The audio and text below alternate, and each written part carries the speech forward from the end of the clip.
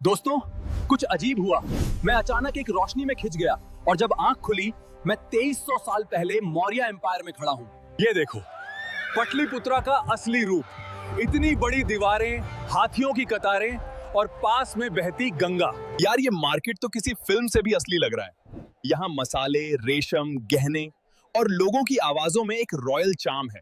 यार, ये मार्केट तो किसी फिल्म से भी असली लग रहा है। यहाँ मसाले, रेशम, गहने और लोगों की आवाजों में एक रॉयल चार्म है। और ये हैं मौर्य साम्राज्य के रॉयल गार्ड्स। इनका डिसिप्लिन देखो, हवा भी इजाजत लेकर गुजरती होगी इनके सामने। इतनी बड़ी सड़क और इतनी सफाई।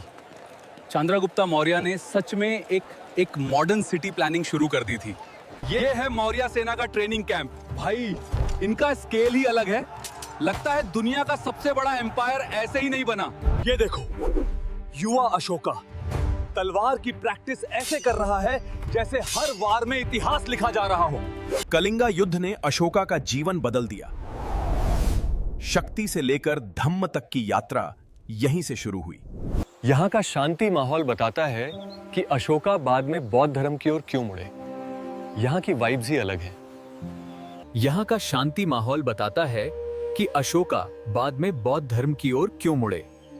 यहाँ की वाइब्स ही अलग हैं। समय का पहिया आगे बढ़ता है और सामने है सम्राट अशोका, दुनिया का सबसे बड़ा और शांति प्रिय शासक। दोस्तों, मौर्य एम्पायर सिर्फ इतिहास नहीं, ये भारत की महानता का असली प्रमाण है। अगर आपको ये टाइम ट्रैवल व्लॉग पसंद आया तो सब्सक्राइब जरूर कर देना।